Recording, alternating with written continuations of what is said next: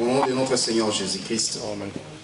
Un grand signe parut dans le ciel, une femme enveloppée du soleil, la lune sous ses pieds et une couronne de 12 étoiles sur sa tête.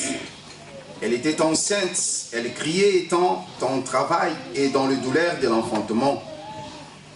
Un autre signe parut encore dans le ciel, et voici, c'était un grand dragon rouge feu, et en 7 têtes et 10 cornes, et sur ses têtes 7 diadèmes. Chacun entraînait les tiers des étoiles du ciel et les jetait sur la terre. Les dragons s'éteignent devant la femme qui allait enfanter afin de dévorer son enfant lorsqu'elle aurait enfanté. Elle enfanta un fils qui doit paître toutes les nations avec une verge de fer. Et son enfant fut enlevé vers Dieu, vers son trône, et la femme s'enfuit dans le désert où elle avait un lieu préparé par Dieu, afin d'y être nourrie pendant 1260 jours. Il y eut guerre dans le ciel. Michel et ses anges combattirent contre les dragons, et les dragons et ses anges combattirent, mais ils ne furent pas le plus fort, et leur place ne fut plus trouvée dans le ciel. Et il fit précipiter les grands dragons, les serpents anciens appelés les diables et Satan, celui qui séduit toute la terre, il fit précipiter sur la terre, et ses anges furent précipités avec lui. Et j'entendis dans le ciel une voix forte qui disait, maintenant le salut est arrivé, ainsi que la puissance, le règne de notre Dieu, et l'autorité de son Christ, car il a été précipité l'accusateur de nos frères, celui qui les accusait nuit devant notre Dieu jour et nuit. Ils l'ont vaincu à cause du sang de l'agneau et à cause de la parole de leur témoignage. Ils n'ont pas aimé leur vie jusqu'à craindre la mort. C'est pourquoi réjouissez-vous, cieux, et vous qui habitez dans les cieux. Malheur à la terre et à la mer, car le diable est descendu vers vous, animé d'une grande colère, sachant qu'il a peu de temps. Quand le dragon vit qu'il avait été précipité sur la terre, il poursuivit la femme qui avait enfanté les fils, et les 2 ailes du grand aigle furent données à la femme, afin qu'elle s'envole au désert, vers son lieu où elle est nourrie un temps, 2 temps, et la moitié d'un temps, loin de la face du serpent. Et de sa gueule, le serpent lançant de l'eau comme un fleuve derrière la femme, afin de l'entraîner par le fleuve. Mais la terre secourit la femme, elle ouvrit sa bouche et engloutit le fleuve que le dragon avait lancé de sa gueule. Et les dragons furent irrités contre la femme et s'en alla faire la guerre au reste de sa postérité, à ceux qui gardent les commandements de Dieu et qui retiennent les témoignages de Jésus. Et il s'éteint sur le sable de la mer. Nous allons prier. Mulami mwimpe Yesu ajinanga, mulami mwimpe si wewe Yesu, mulami mwimpe fumu Yesu ajinanga, mulami mwimpe oh si wewe Yesu, oh mwimpa yoyo, mulami mwimpe fumu Yesu ajinanga, mulami mwimpe oh si wewe Yesu, oh mwimpa yoyo, mulami mwimpe fumu Yesu ajinanga, mulami mwimpe oh si wewe Yesu, bawa wakambane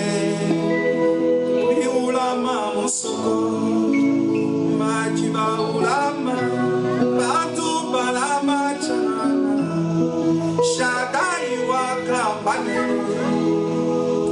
ulama musoko majiba ulama batu balama chana mulami mwimpe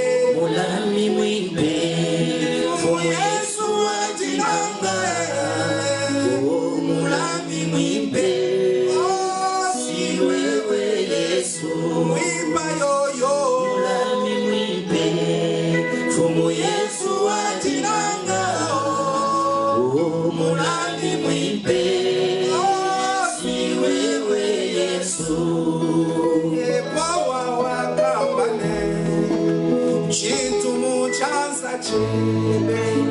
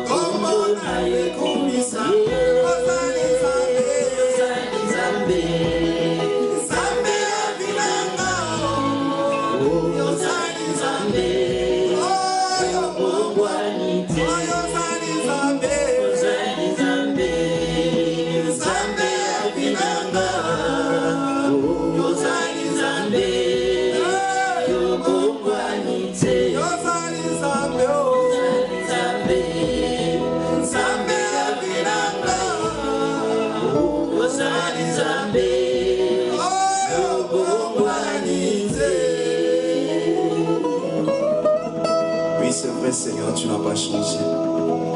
C'est pour cela que nous t'aimons, Seigneur, parce que tu es le même hier, aujourd'hui, pour toujours et pour l'éternité. La Bible nous dit qu'en toi, il n'y a ni ombre de variation. Toi, l'image de Dieu invisible, l'empreinte de sa personne. Nous te sommes infiniment reconnaissants pour ce que tu es. Oh Dieu, nous voici devant toi, devant ta face.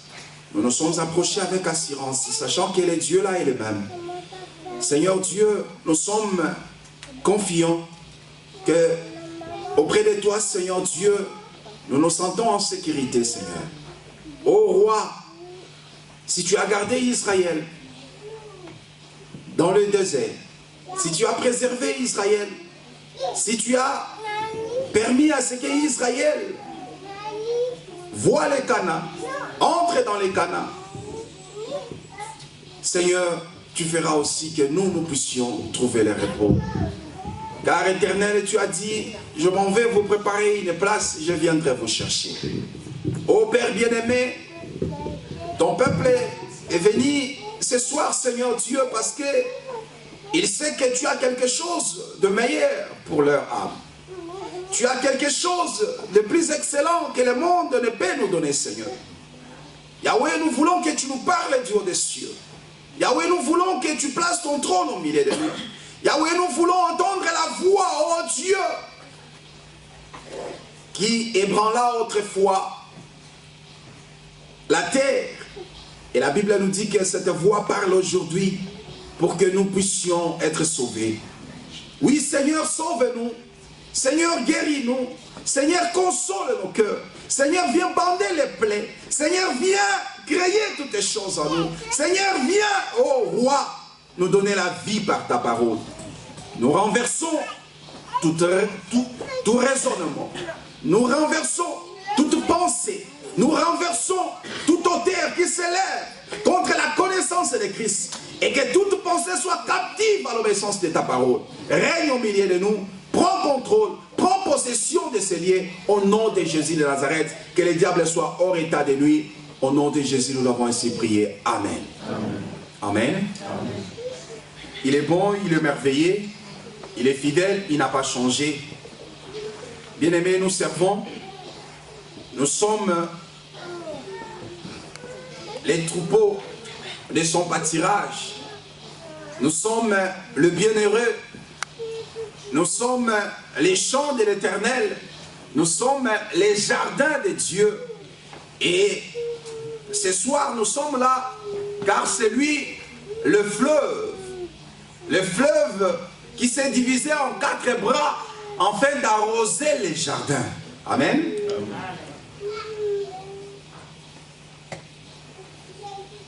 Dieu merveilleux, lui qui nous a rassemblés, car nous savons tous que ce Dieu-là ne nous abandonnera jamais. Car nous servons celui qui est puissant, celui qui a vaincu le monde. S'il n'a pas abandonné Israël en Égypte, il ne nous abandonnera pas, bien-aimés. Si c'est Dieu-là, il est descendu lui-même. Il a dit, je suis descendu. J'ai entendu les cris de mon peuple. J'ai vu la souffrance de mon peuple. Et je suis descendu moi-même pour les sauver. Nous croyons que dans les temps présents, il est descendu lui-même pour nous sauver. Amen. Et lorsque Dieu descend, il descend au complet. Lorsque Dieu descend, il descend comme étant Elohim. Et Elohim, c'est celui qui se suffit par lui-même. Elohim, c'est celui qui est riche. Elohim, c'est celui qui est puissant. En Elohim, il y a tous les attributs de Dieu.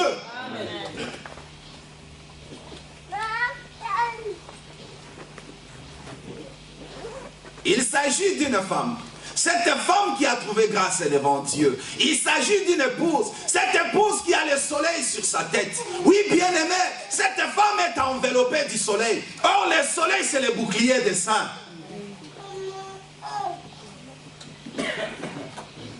Et le bouclier empêche que le flèche, les traits enflammés de l'ennemi puissent t'atteindre.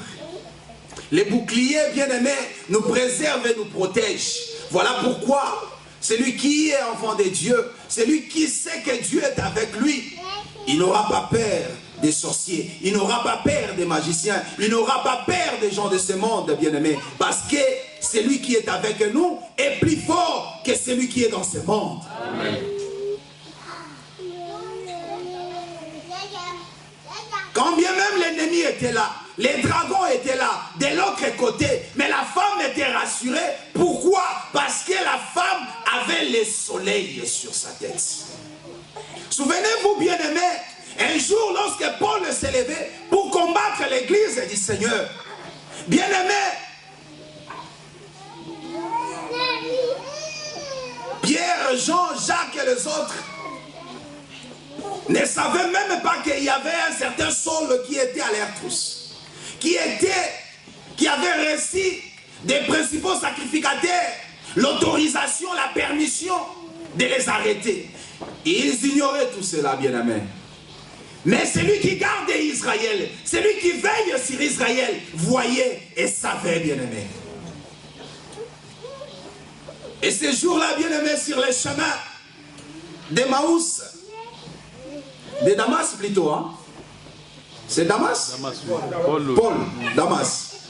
Sur les chemins de Damas, notre bien-aimé Paul a rencontré le soleil. Le soleil l'a projeté par terre. Parce que nul ne peut résister au soleil. Nul ne peut dérober à sa chaleur. Car le soleil, lorsqu'il s'élève, il commence sa course d'une extrémité pour achever de l'autre côté. Le soleil, c'est un vaillant héros. Il est le soleil qui combat pour nous, bien-aimés. Et il est le soleil qui fait le travail dans la carrière. Or, la carrière, bien-aimés, c'est cet endroit où les pierres sont taillées, où les pierres doivent subir une transformation. Et là, la Shulamite dira, je suis belle, je suis noire, je suis belle, fille de Jérusalem. Ne fais pas attention à mon teint noir, car c'est le soleil qui m'a brûlé. Cette femme était enveloppée du soleil. Cette femme était en travail, dans les douleurs de l'enfantement, à cause du fils qu'il portait. C'est à cause du Seigneur qu'on nous regarde comme des brebis destinées à la boucherie. C'est à cause du Seigneur, bien-aimé, que l'ennemi s'est levé. Et il rôde tout autour comme un lion cherchant qui dévorer. C'est à cause de la sémence que nous portons, bien-aimés. Parce que l'objectif du malin, l'objectif du diable, c'est de ôter la vie qui se trouve en toi. Et cette vie, bien-aimé, cette sémence que tu portes, c'est ton bonheur. Cette sémence que tu portes, bien-aimé, c'est une bonne part que tu as reçue de la part du Seigneur. Et que cette bonne part ne nous sera jamais ravie. Conservez bien cette sémence. Conservez bien, bien-aimé, cette grossesse. Comme la femme naturelle conserve l'enfant qu'elle porte en soi.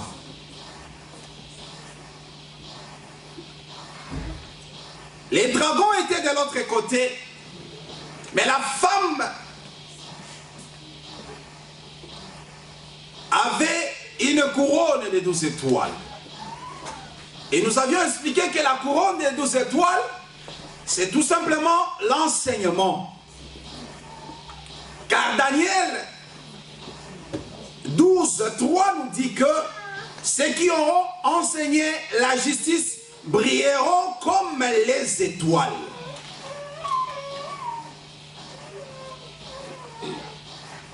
Donc nous comprenons que les étoiles, la couronne des 12 étoiles, c'était la marque, une marque que la femme portait.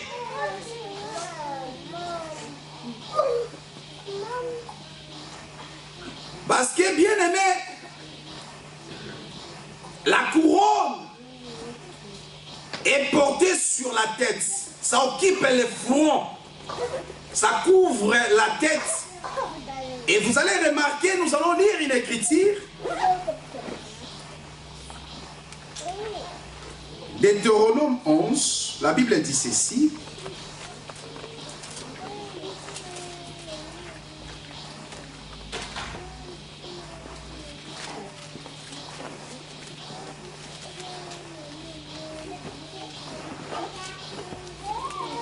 Deutéronome 11, 18. Mettez dans votre cœur et dans votre âme ces paroles que je vous dis. Vous les lierez comme un signe sur vos mains et elles seront comme des frontaux entre vos yeux. Vous les enseignerez à vos enfants et vous leur en parlerez quand tu seras dans ta maison, quand tu iras en voyage, quand tu te coucheras et quand tu te lèveras. Tu les écriras sur le poteau de ta maison et sur tes portes. Et alors vos jours et les jours de vos enfants dans le pays que l'Éternel a juré à vos pères de leur donner seront aussi nombreux que les jours des cieux les seront au-dessus de la terre. Amen. La Bible dit la parole que je vous ai donnée. Dieu dit la parole que je vous ai donnée. Que cette parole soit comme un signe. Les signes qui doivent être placés dans la main et les signes qui doivent être placés comme les frontaux. Les joyaux que les femmes mettent lorsqu'ils couvrent leur tête d'une couronne. D'un diadème. Ça se place ici, sur le front, ces joyaux. Donc la parole doit être placée, les écrits doivent être placés sur la main et sur les fronts. Tu dois marcher avec cela. Quelque chose qui est sur les fronts, c'est visible à l'œil nu. Tout le monde peut le voir, tout le monde peut le lire. Dans la main, on peut voir. Voilà pourquoi la parole de Dieu bien-aimé, lorsque ça entre, ça doit produire les œuvres. C'est ça la main. Lorsqu'on parle de la main, on parle des œuvres. Lorsqu'on parle de la tête et les fronts, nous voyons le cerveau qui reçoit cette connaissance. Doit produire les bonnes œuvres. La connaissance que tu reçois ne doit pas rester stérile, peuple du Seigneur. La parole de Dieu doit être mise en pratique.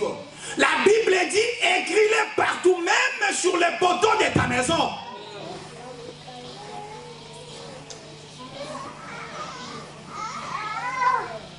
Lorsque tu reçois tes invités doivent voir que réellement cet homme, c'est un enfant de Dieu. Lorsque les gens entrent dans ta maison, ils doivent réellement voir que tu es différent, tu es enfant de Dieu.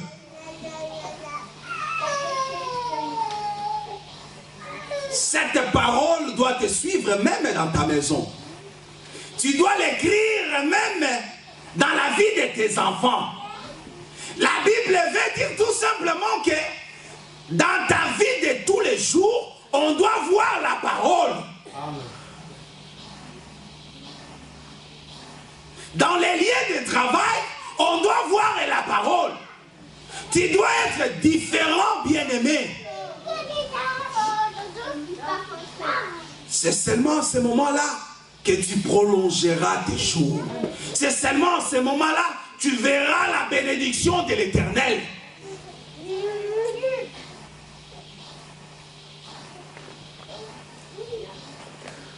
Voilà pourquoi, lorsque les diables, les serpents anciens, lorsqu'il va s'élever lui aussi, lorsqu'il va se manifester après l'enlèvement de l'Église, là nous voyons que lui aussi il doit placer sa marque. 666.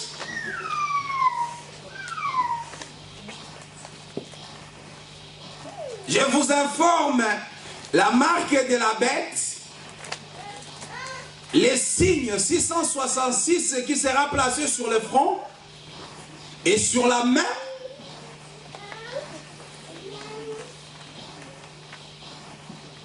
n'est pas quelque chose de physique.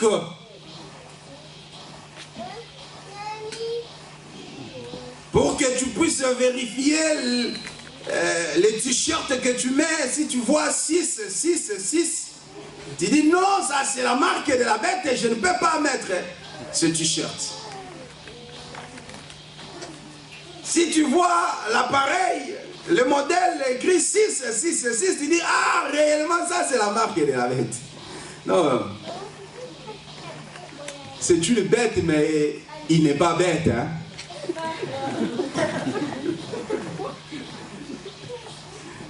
Hein? La Bible dit les serpents étaient l'animal le plus rusé. Les plus rusés.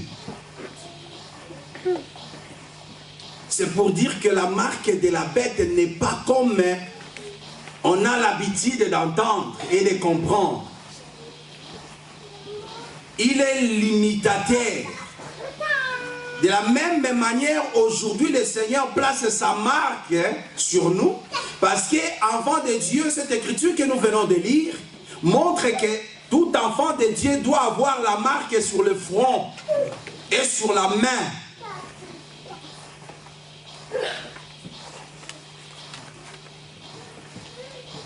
Aujourd'hui, on ne voit pas encore. Aujourd'hui, c'est encore un mystère. Aujourd'hui, le diable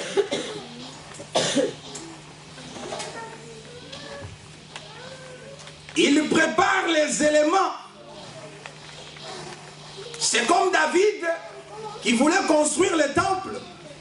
Dieu lui dit non, David, ce n'est pas toi qui vas me construire le temple. C'est celui qui sortira de tes entrailles. Mais qu'est-ce que David a fait? Il a préparé les matériels. Il a préparé tout ce qui était nécessaire pour la construction du temple. Afin que Salomon ne passe seulement qu'à la mise en œuvre. Que Salomon puisse exécuter tout simplement les projets qui a commencé avec David. Et nous voyons que le diable aujourd'hui, c'est ce qu'il est en train de faire. Parce qu'aujourd'hui, c'est la quai qui travaille. Aujourd'hui, c'est les 10 têtes qui travaillent. Les 7 têtes plutôt.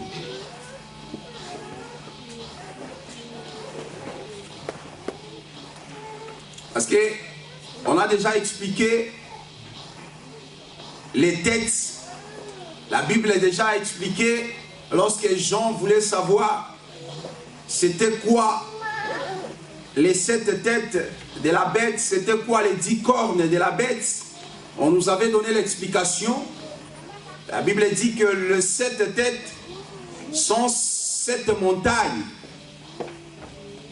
sur lesquelles la bête est assise. Les autres sont allés dans les recherches pour dire que c'est Vatican, parce que Vatican est construit sur 7, entre les 7 montagnes. Mais ils oublient que la Bible dit que les 7 montagnes, les 7 têtes sont aussi les 7 rois. Vous comprenez? Donc ça veut dire que lorsqu'on parle de 7 têtes, on voit le royaume. Et le royaume est dirigé par un roi qui contrôle toutes les choses. Voilà pourquoi nous avons toujours dit que chaque organisation est chapeautée par un homme, par quelqu'un. De la même manière, là aussi nous voyons les têtes. Aujourd'hui, c'est les têtes qui travaillent. Parce qu'en réalité, dans Ésaïe 9, que nous venons de lire, que nous avions lu précédemment, le dimanche passé, la Bible dit que les anciens et les magistrats sont la tête. Et les prophètes qui enseignent le mensonge, c'est la queue. Et par rapport au statut de Nabuchodonosor, par rapport à cette statue, nous voyons qu'il y avait des royaumes. Et tous ces royaumes, tous les 4 royaumes, combattaient la maison d'Israël. Et tous les royaumes formaient un corps. Tous ces royaumes, c'était une statue.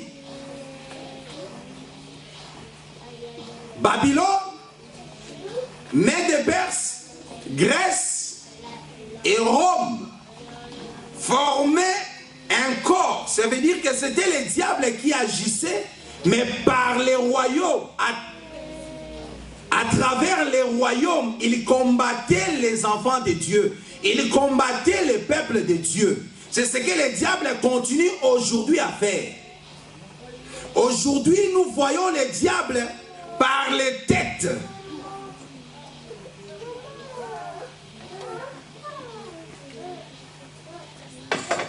Ésaïe qui dit que la tête, c'est les magistrats, c'est les anciens. Nous voyons, nous comprenons que aujourd'hui, les diables agissent à travers les gouvernements, à travers le monde politique,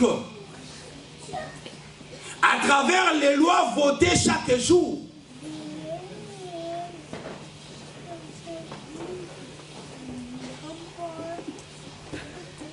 Est-ce que vous comprenez?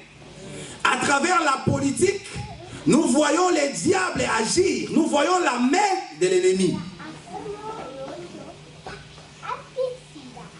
Voilà pourquoi lorsqu'il prend cette marque 6, 6, 6, les chiffres 6, c'est le chiffre de l'imperfection. Les chiffres 6, c'est le chiffre d'homme. Et c'est le chiffre de la bête. Parce que le 6e jour, Dieu créa, Dieu forma l'homme. Vous comprenez? Et le 6e jour, Dieu a créé aussi les animaux, le bête. Voilà pourquoi l'impie, la bête, devait avoir cette marque-là, 6, 6, 6. L'imperfection. Il doit rassembler la force politique. Parce que souvenez-vous les degrés qui a fait que Daniel se retrouve dans les tourments, en prison, dans la fosse au lion. C'était parce que les degrés ordonnaient à ce que tout le monde puisse adorer la statue. Vous comprenez?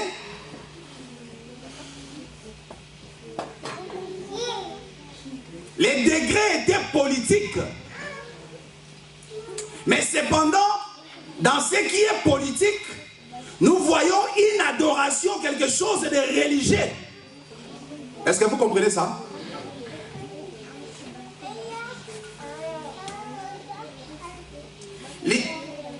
Il doit rassembler tout cela. La force politique, économique et religieuse. La bête doit rassembler toutes ses forces. Voilà pourquoi aujourd'hui le monde est dans la préparation. La politique,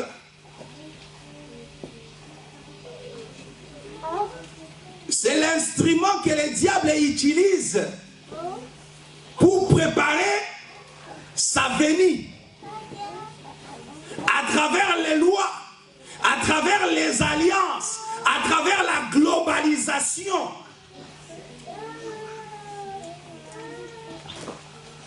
Ça, c'est le pouvoir politique. Voilà pourquoi aujourd'hui, si vous remarquez, les lois qui sont votées du jour le jour sont en contradiction avec la parole du Seigneur. Celui qui lit, fasse attention. Vous voyez la rise de l'ennemi.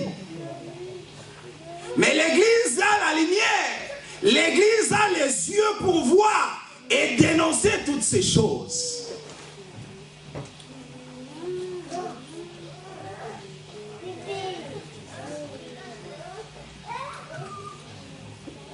Et la technologie, vous allez remarquer aujourd'hui,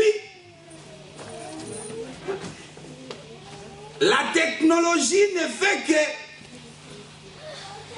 croître, avancer d'une rapidité extraordinaire, d'une vitesse extraordinaire.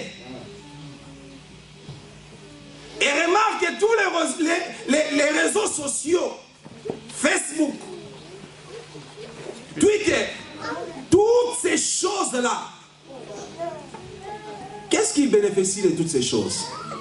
Qu'est-ce qu'ils ont comme intérêt? Pourquoi ils doivent investir dans toutes ces choses? Regarde aujourd'hui, Facebook a racheté WhatsApp avec combien de millions? Des milliards plutôt. Pourquoi? C'est quoi l'intérêt? Pourtant c'est gratuit. Ah, nous ne comprenons pas aujourd'hui. Nous ne comprenons pas encore. Tout ça pourquoi? Parce qu'avec WhatsApp, ils ont ton numéro de téléphone, ils te connaissent là où tu habites, ils ont toutes tes coordonnées. C'est ça la richesse. Voilà ce qu'ils ont besoin. Ils ont ton profil. L'ennemi, ça, tout ça, ce sont des préparations, des préparatifs de l'ennemi. Parce qu'il doit utiliser tous ces instruments-là pour avoir le contrôle du monde. Voilà pourquoi la Bible dit personne ne pourra acheter ni vendre. Autrefois, c'était difficile d'encaisser cela. Le monde, comment quelqu'un peut contrôler le monde? Mais aujourd'hui, nous avons compris que c'est facile. Récemment, j'ai vu dans le journal, on projetait, il y a un projet des pistes qu'on doit placer sur la cour comme ça, donc à l'intérieur de toi. Il suffit de penser à Francie, automatiquement, ça appelle Francie. Donc on contrôle même la pensée.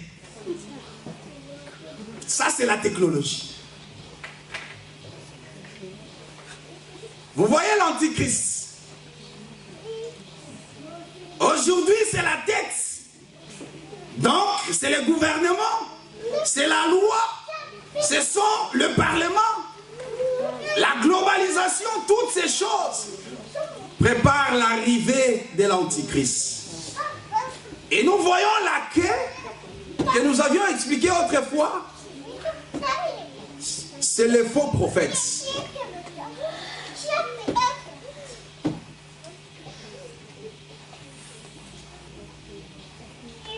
Oh, Église du Seigneur, Ne soyons plus distraits, la nuit est avancée. Ne soyons plus distraits. Le dimanche passé, on a expliqué que la mission de la quai était de prendre les tiers des étoiles et les jeter sur la terre. C'est ça la séduction. Le pouvoir de la séduction par l'évangile, par la prédication, au moyen de faux docteurs et de faux prophètes. Nous avions dit que les étoiles, c'est l'église aujourd'hui parce qu'Abraham avait des postérités. Genèse 22, essayons quand même de lire parce que nous voulons que le peuple puisse avoir des bases et des éléments.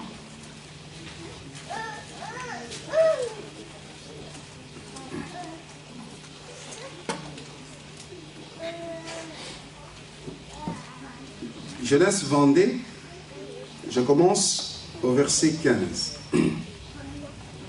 L'ange de l'Éternel appela une seconde fois Abraham de cieux et dit que je le jure par moi-même, parole de l'Éternel, parce que tu as fait cela et que tu n'as pas refusé ton fils, ton unique, je te bénirai et je multiplierai ta postérité, comme les étoiles du ciel et comme les sables qui est sur le bord de la mer. Et ta postérité possédera la porte de ses ennemis. Toutes les nations de la terre seront bénies en ta postérité parce que tu as obéi à ma voix. Amen. Amen. Dieu dit à Abraham, je te donne une postérité comme les étoiles du ciel, ta postérité comme le sable de la mer. Or, vous allez remarquer que dans l'Apocalypse 12 ici, on mentionne les étoiles et on mentionne aussi les sables de la mer. Vous voyez ça? Parce qu'à la fin, Apocalypse 12, 18 dit, il s'éteint sur les sables de la mer. Mais tandis qu'en haut, on dit que la quai entraîne les étoiles du ciel, les tiers des étoiles du ciel pour les jeter sur la terre. Vous allez comprendre une chose. Aujourd'hui, nous disons que les étoiles, la quai fait le travail aujourd'hui, au temps de l'Église. Pendant ces temps que nous traversons, la quai est en train de prendre les tiers des étoiles et les jeter sur la terre. Et vous allez remarquer une chose, à ce qui concerne les sables de la mer, frère Dola, la Bible nous dit que c'est à la fin, lorsque la femme est déjà enlevée, que le diable doit se placer sur les sables de la mer. Donc nous comprenons que les sables de la mer, c'est la postérité terrestre d'Abraham. Israël charnel, Israël qui est dans la servitude, Israël qui est de l'autre côté, qui est combattu chaque jour. Israël en Palestine, c'est cet Israël-là qui est les sables de la mer. Aujourd'hui, ce n'est pas encore le cas. Mais une fois l'église enlevée, c'est à ce moment-là, le diable va attaquer la maison d'Israël. Pourquoi? Parce qu'à ce moment-là, Israël aura la sémence. Le problème du diable, c'est attaquer la femme qui porte la sémence. Parce que déjà le monde lui appartient. Ceux qui n'ont pas le Seigneur lui appartient. Même ceux qui se disent que moi, je fais du mal à personne. Moi, je suis un bon samaritain. Moi, je ne vole pas. Je ne triche pas. Je ne fais pas ceci, je ne fais pas cela. Bien-aimé, si tu n'as pas Christ, tu es dans les camps de l'ennemi. Est-ce que vous comprenez ça? Peu importe les œuvres que tu pourras manifester, si tu n'as pas Jésus, tu es loin du Seigneur, tu es dans les camps de l'ennemi.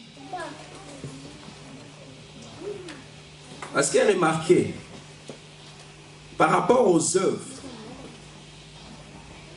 entre Ésaü et Jacob, qui manifestait les bonnes œuvres? C'est Ésaü. C'est Ésaü. Même quand il fut surplanté par son frère, Ésaü ne s'est pas vengé. Lorsque Jacob revient de chez Laban, il a entendu que son frère Ésaü venait à sa rencontre. Il avait même peur. Il croyait que c'est... Mais il dit, non, mais c'est fini. Ce type va me tuer parce que j'ai pris les droits d'aînesse. Bien aimé, notre problème, ce n'est pas la richesse de ce monde, c'est les droits d'aînesse. Jacob avait besoin du droit d'aînesse. Mais malgré cela, Jacob, lorsque Ésaü est venu vers son frère, il l'a embrassé, il a pleuré. Oh, plein de nostalgie, il dit, tu es mon frère. Jacob tremblait.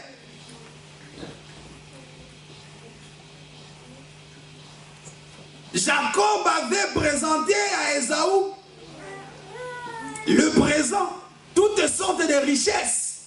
Et il a même dit, même ses enfants, les femmes,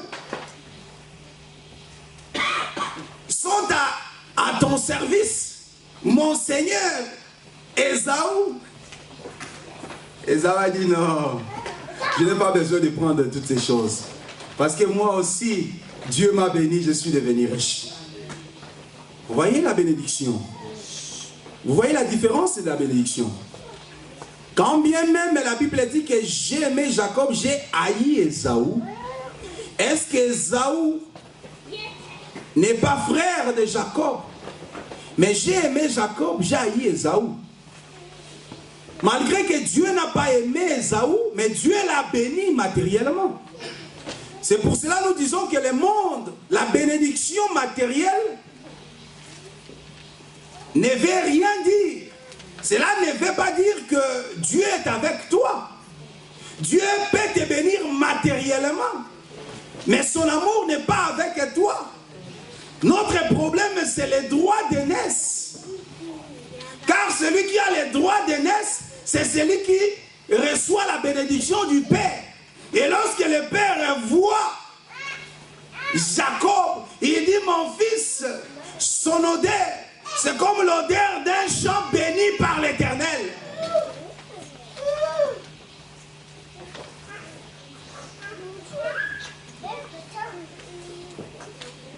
Oh bien-aimé, l'amour du Seigneur.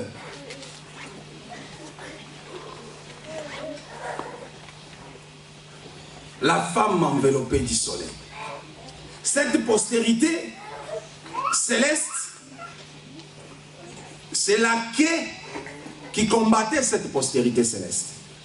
Mais en ce qui concerne les sables de la mer, c'est le diable lui-même en personne.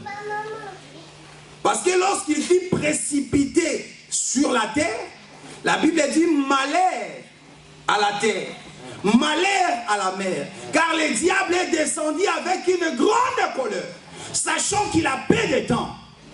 Oui, bien aimé, certainement le diable n'avait plus le temps.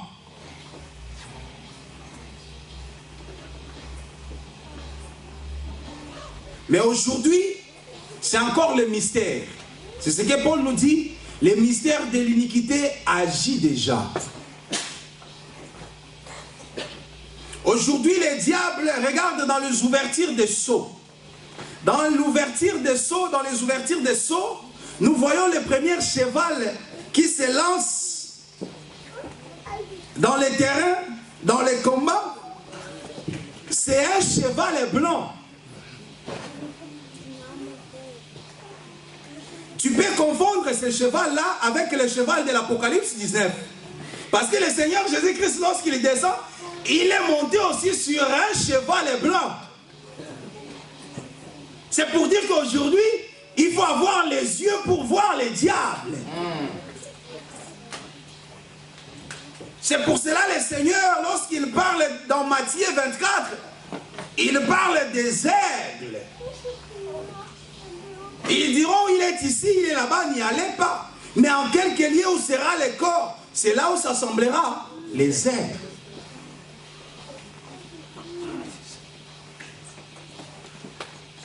L'aigle, c'est à cause de son acuité. C'est à cause de la vue.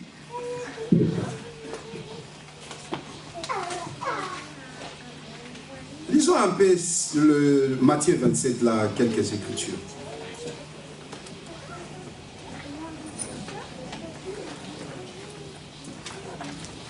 Matthieu 24.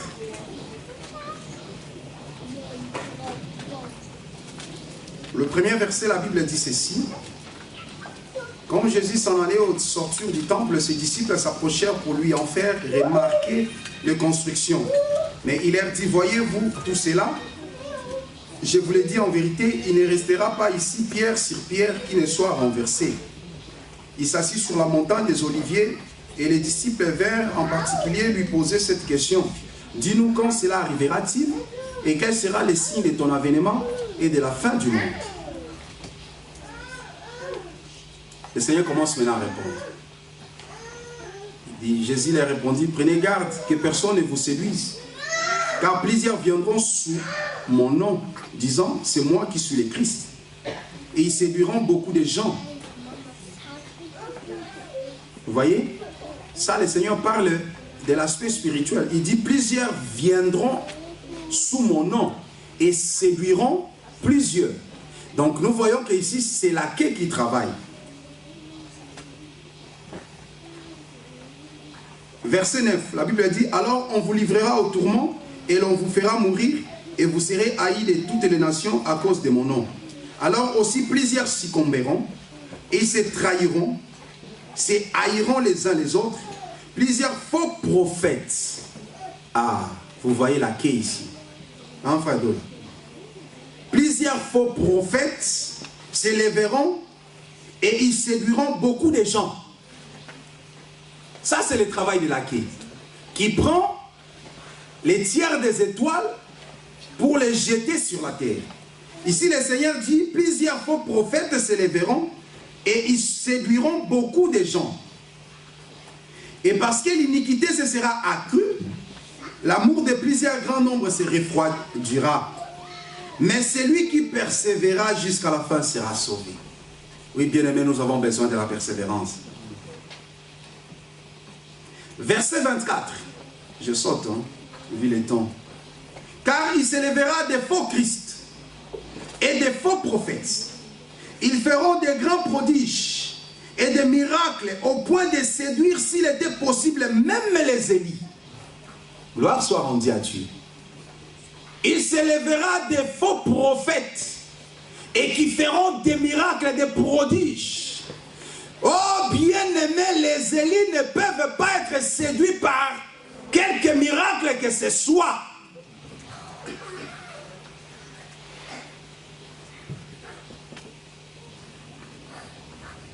Je disais que les Élis ne peuvent pas être séduits à cause des miracles. Amen.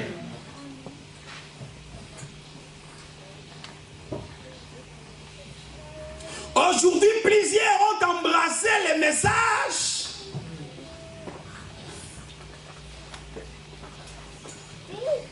Plusieurs ont embrassé le branhamisme. Pourquoi? À cause des miracles que William Branham a accompli.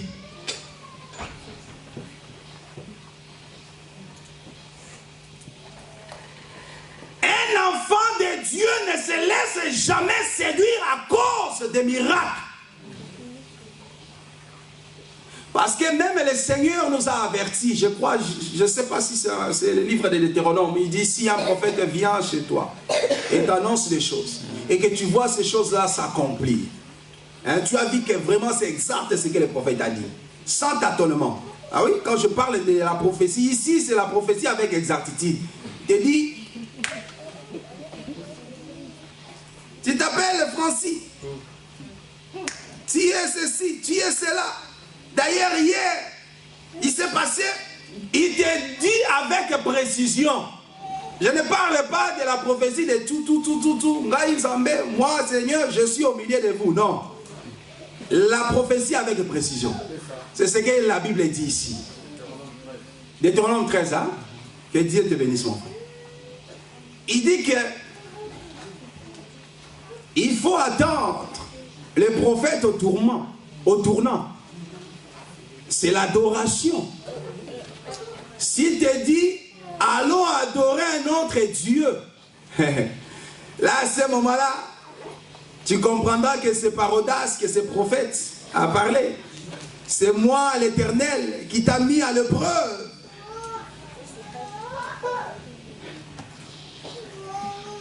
Vous voyez, le Seigneur nous a avertis. On est faux prophète par rapport à l'adoration. Tu peux dire des choses vraies.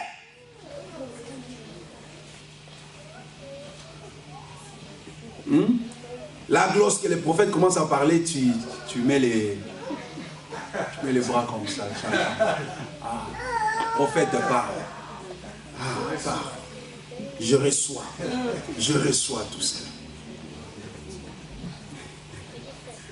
Mais faites attention à l'adoration. Faites attention à l'enseignement.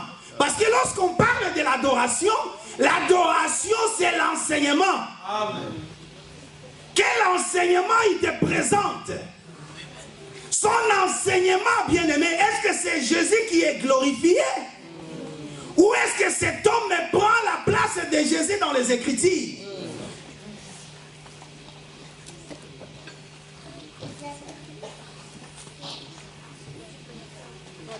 Tu peux faire le plus grand miracle, même ce qu'on n'a pas mentionné, c'est ce que Jésus n'a pas fait.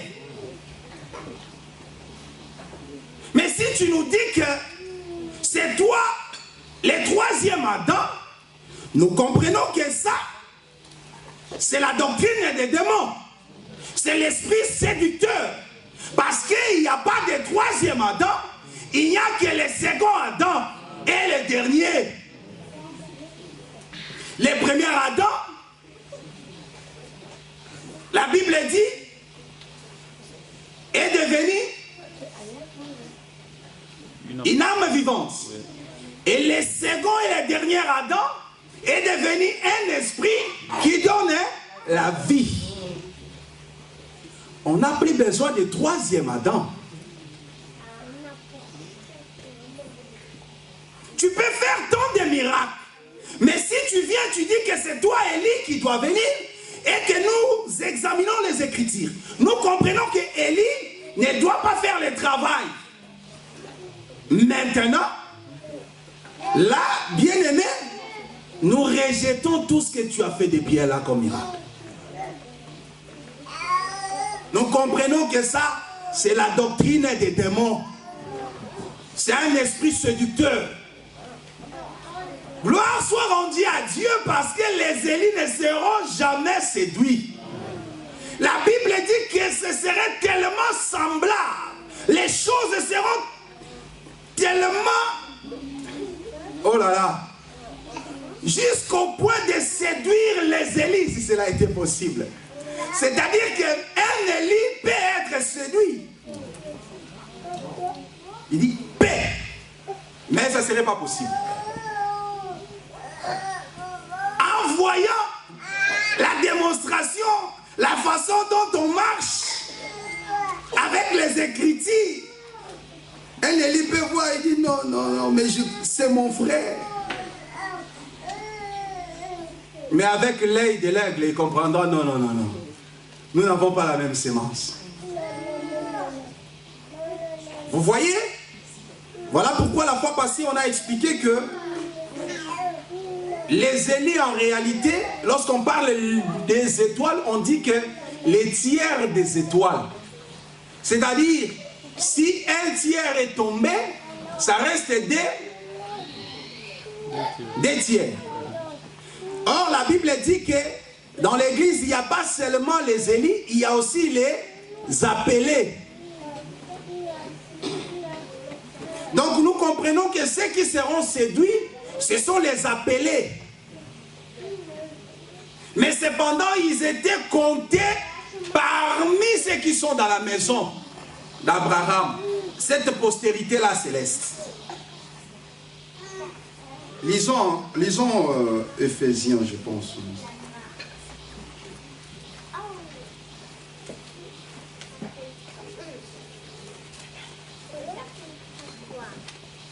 Non, dès Timothée, hein? Non, dès Timothée. Lisons premièrement de Timothée.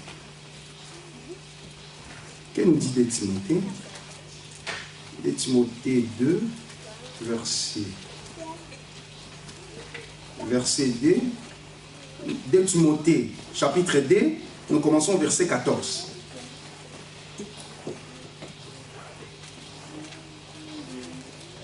De Timothée 2, 14. Rappelle ces choses en qu'on gira devant Dieu, qu'on évite le dispute des mots qui ne se servent qu'à la ruine de ceux qui l'écoutent. Efforce-toi de te présenter devant Dieu comme un homme éprouvé, un ouvrier qui n'a point à rougir, qui dispense droitement la parole de la vérité. Évite les discours vains et profanes, car ceux qui les tiennent avanceront toujours plus dans l'impiété. Et leurs paroles rongera comme la gangrène. De ce nombre sont Hyménée et Philette, qui se sont détournés de la vérité, disant que la résurrection est déjà arrivée, et qui renversent la foi de quelques-uns. Vous voyez? Ils étaient parmi nous. Est-ce que vous suivez attentivement? Qui se sont détournés de la vérité. C'est-à-dire, ils étaient dans la vérité, mais ils se sont détournés de la vérité, et ils ont entraîné aussi les gens dans cette voie-là.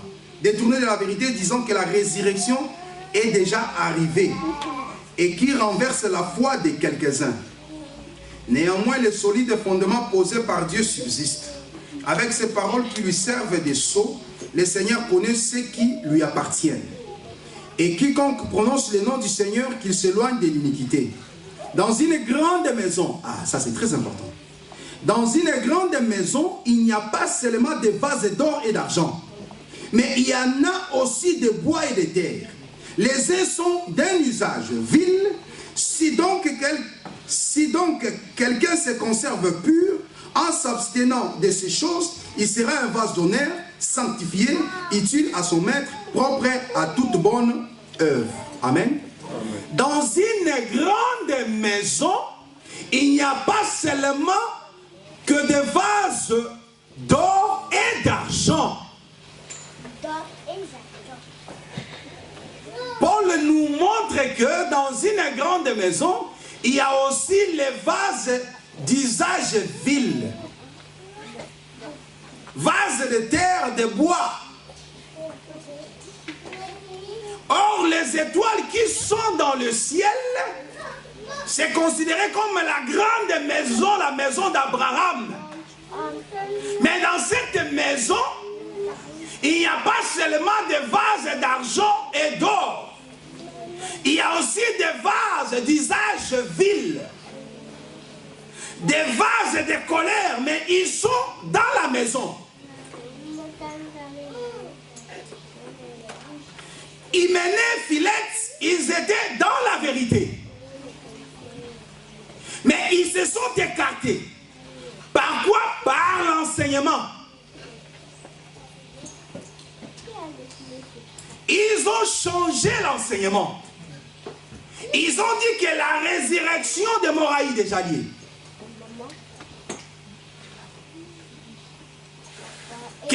Si on dit la résurrection a déjà eu lieu, c'est-à-dire l'enlèvement a déjà eu lieu. Or, souvenez-vous, il y a quelques-uns qui confessent aussi, comme cela aujourd'hui, que l'enlèvement a déjà eu lieu. À cause de ces choses, Paul est en train de dire, ces hommes ont été livrés à Satan.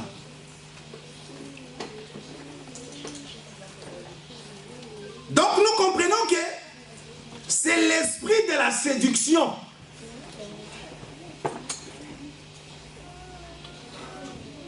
Pour détourner la foi de quelques-uns, les tiers. Et vous allez remarquer qu'il y a eu des gens qui ont obéi à cet enseignement-là, qui ont cru à cet enseignement-là, qui ont reçu cet enseignement-là, qui ont embrassé cet enseignement-là. Et ils ont fait naufrage. Ils étaient considérés comme les étoiles.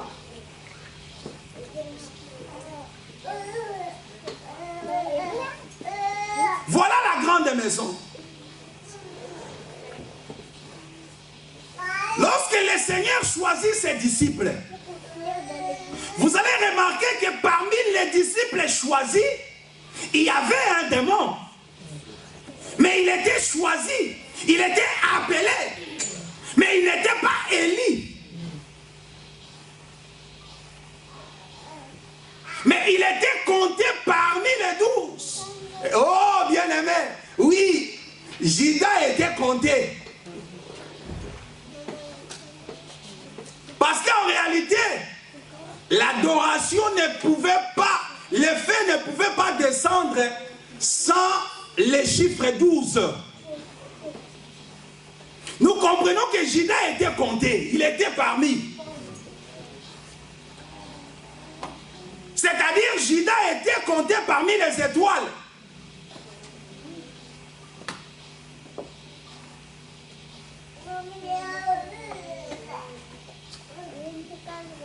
Voilà pourquoi lorsqu'il est parti, on devait choisir quelqu'un pour le remplacer, afin que les chiffres soient conservés 12. C'est-à-dire Judas était compté parmi les 12. Mais il n'était pas élu.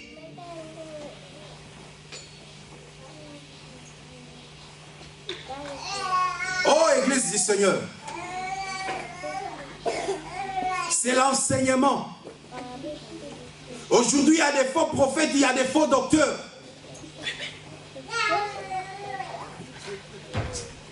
Remarquez ce qui s'est passé en Égypte. Voyons un peu cette image-là. Le Seigneur envoie Moïse. Il dit, Moïse, va délivrer mon peuple d'Israël. Moïse commence à discuter avec Dieu. Il dit non. Non, je ne suis pas dit. Je n'ai pas la force. Je ne peux pas. Dieu lui demande, qu'est-ce que tu as dans la main, Moïse? Il dit, j'ai un bâton. J'ai une verge.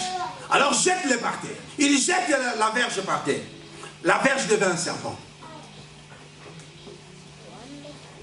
Nous avions dit ceci. Que les mouvements-là du bâton au serpent, ça nous parle de Dan. Parce que Dan, comme étant fils de Jacob, la prophétie dit ceci sur Dan. Jacob dit, Dan, mon fils, tu es le juge. Dan, tu jugeras mon peuple. Dan, tu es le serpent sur le chemin.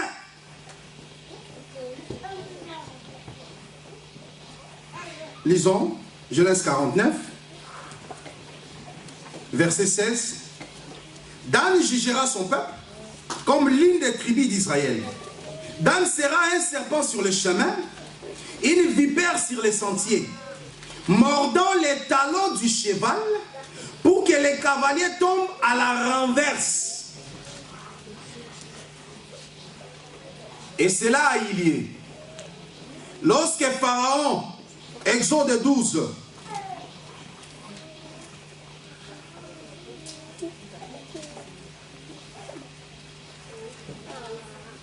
non, Exode 15 plutôt, après la traversée,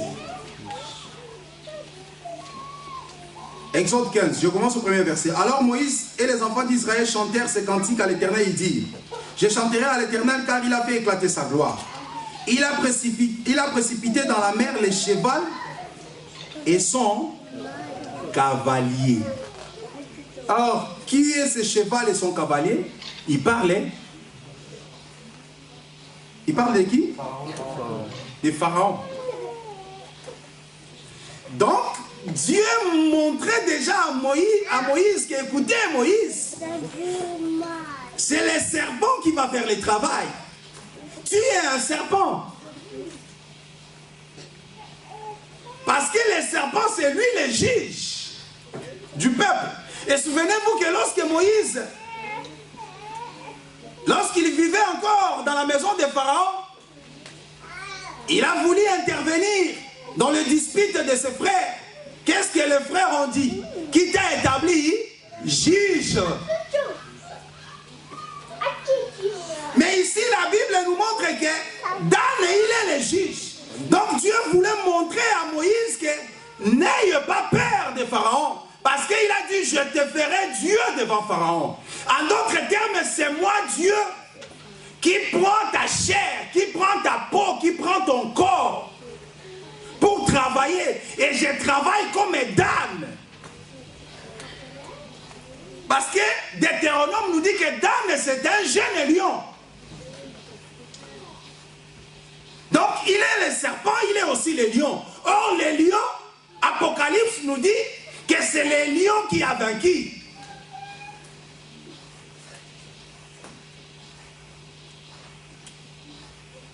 Il était le serpent.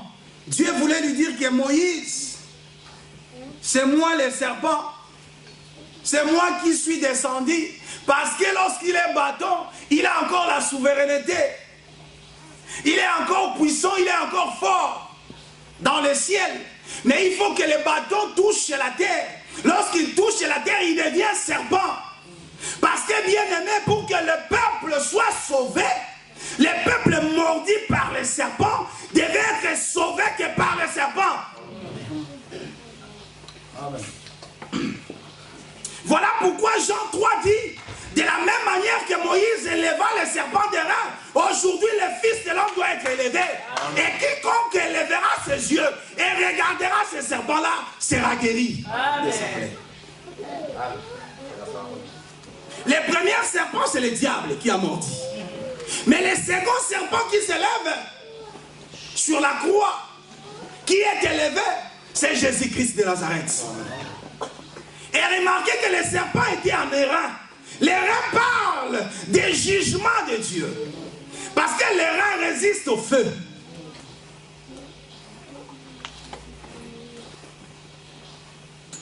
Mais regarde, l'ombre cache plusieurs réalités. Je vais saisir encore une autre pensée. Lorsque le serpent est tombé sur la terre, lorsque le bâton est tombé sur la terre, il devient un serpent. Premier enseignement, Dieu montre que, écoutez, Moïse, le serpent, Dan, c'est lui le juge. C'est lui qui a le pouvoir de renverser les chevals pour que les cavaliers tombent à l'inverse. Et deuxième enseignement, c'était quoi? Parce que lorsque Moïse a vu les serpents sur la terre, Moïse a voulu fuir. Là encore, c'est un autre enseignement. Moïse voulait fuir ces serpents-là. Mais qu'est-ce que le Seigneur va lui dire? Ne fuis pas les serpents, mais saisis les serpents. Mais il saisit les serpents où? Il saisit les serpents par la queue. Dieu lui dit, saisis les serpents par la queue. Ah, là nous comprenons que le serpent qui est saisi par la queue, ce n'est plus Dieu. Lorsqu'il saisit les serpents par la queue, il voulait dire, Moïse, il ne faut pas fuir devant les prophètes, les faux prophètes, les magiciens, devant les astrologues, devant tous ces gens-là, devant l'armée des pharaons, car tu as le pouvoir sur eux. Le fait de saisir les serpents sur la queue, c'est-à-dire tu as le pouvoir sur les faux prophètes. Voilà pourquoi lorsque Moïse est arrivé là-bas, nous avons vu que Moïse a jeté, Aaron a jeté les bâtons est devenu serpent, les magiciens, les astrologues, les sages, les enchanteurs ont fait pareil. Et aussi ils ont jeté leurs bâtons. Ils ont reproduit les mêmes miracles. Vous voyez les miracles? Ils sont capables de reproduire aussi les mêmes miracles que nous faisons. Et cela n'a pas inquiété Pharaon. Il dit, Moïse, c'est quoi ça, cette démonstration de bâton devenir serpent? Mes magiciens aussi peuvent le faire. Mes serviteurs aussi peuvent le faire. Mes acolytes aussi peuvent le faire. Allez, montre-les. Allez. Il y avait les serpents, plusieurs serpents là. Voilà les faux prophètes. Mais qu'est-ce que Moïse? Parce que Moïse avait saisi les serpents sur la queue. Les serpents de Moïse ont englouti tous les petits serpents.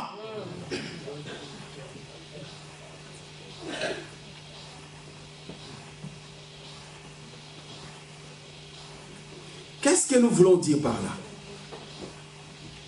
Nous voulons expliquer que en Égypte, ce n'était pas Pharaon lui-même qui s'est levé pour combattre ou maltraiter les enfants d'Israël. Lorsque Israël était encore en Égypte, parce que souvenez-vous, Égypte, nous avions toujours expliqué Égypte comme étant le monde, n'est-ce pas? Or, dans le monde, il y avait un peuple, en Égypte, il y avait un peuple qu'on appelait peuple d'Israël, et qui habitait où? Gozen. Gozen, c'était comme un pays dans un pays. C'est ça l'église aujourd'hui. Nous sommes dans le monde qui est Égypte, mais nous sommes à Gozen. C'est-à-dire, nous sommes dans le monde, mais nous ne sommes pas de ce monde. Alors, le monde est dirigé, l'Égypte était dirigée par Pharaon. De la même manière, aujourd'hui, le monde est dirigé par les diables. Ok? En Égypte, ce n'est pas Pharaon qui s'est levé, qui s'est pointé devant les enfants d'Israël pour les massacrer, pour les tuer. Non. On n'a pas vu, les enfants d'Israël ne voyaient pas le visage de Pharaon. Mais ils sentaient la main de Pharaon par les serviteurs. Est-ce que vous comprenez ce que je veux dire? En Égypte, Israël étant en Égypte,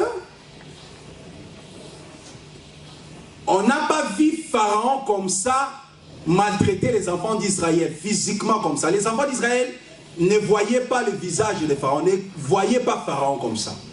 Mais ils voyaient les serviteurs de Pharaon. C'est les serviteurs de Pharaon qui faisaient les miracles. C'est les serviteurs de Pharaon qui donnaient des fardeaux, des travail aux enfants d'Israël. C'est les serviteurs de Pharaon qui faisaient tout ce travail-là. Mais remarquez maintenant une chose. Une fois que Israël est sorti de l'Égypte, c'est à ce moment-là Pharaon s'est levé, il a pris son char et il a commencé à suivre les enfants d'Israël. Est-ce que vous comprenez ça? C'est seulement lorsque Israël est sorti de l'Égypte que Pharaon lui-même en personne est sorti. Donc je vais dire ceci. Église dans le monde, le diable est un mystère. Nous voyons le diable par les œuvres, par la main de ses serviteurs. Mais une fois que l'Église sera sortie de l'Égypte, c'est à ce moment-là que Pharaon prendra les chars. C'est à ce moment-là que le cheval sortira pour se lancer à la poursuite de la femme. Est-ce que vous avez saisi? Voilà pourquoi Exode 15 dit ceci. On s'est arrêté au verset il a précisé, verset 1, je chanterai à l'Éternel car il a fait éclater sa gloire. Il a précipité dans la mer le cheval et son cavalier. L'Éternel est ma force et le sujet de mes louanges. C'est lui qui m'a sauvé. Il est mon Dieu, je le célébrerai. Il est le Dieu de mon Père, je l'exalterai. L'Éternel est un vaillant guerrier, l'Éternel est son nom. Il a lancé dans la mer les chars des pharaons et son armée. Ses combattants d'élite ont été engloutis dans la mer Rouge. Les flots les ont couverts, ils sont descendus au fond des eaux comme une pierre. Ta droite, ô Éternel, a signalé sa force. Ta droite, ô Éternel, a écrasé l'ennemi. Amen. C'est-à-dire, Pharaon est écrasé dans la mer.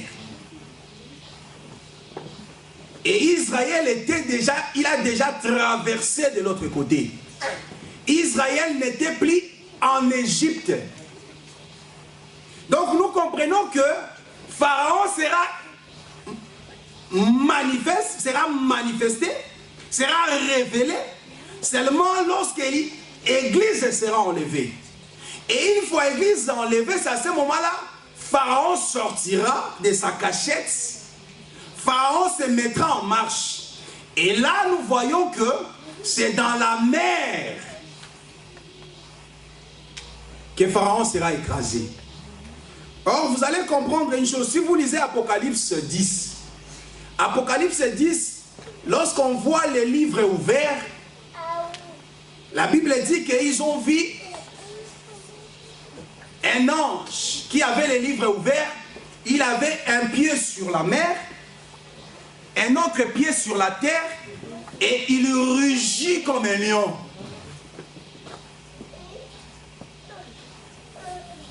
Et lorsqu'il rugit comme un lion, les 7 tonnerres firent entendre leur voix.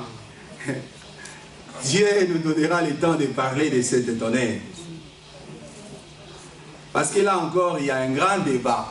Les 7 tonnerres sont révélés. Les 7 tonnerres ne sont pas révélés. Les 7 tonnerres, les 7 tonnerres.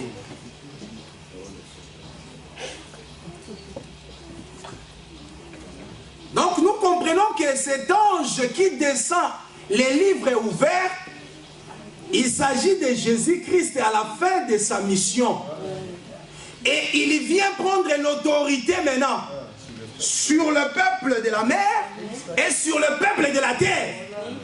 Et là, il écrase le monstre qui est dans la mer. C'est-à-dire Pharaon est écrasé.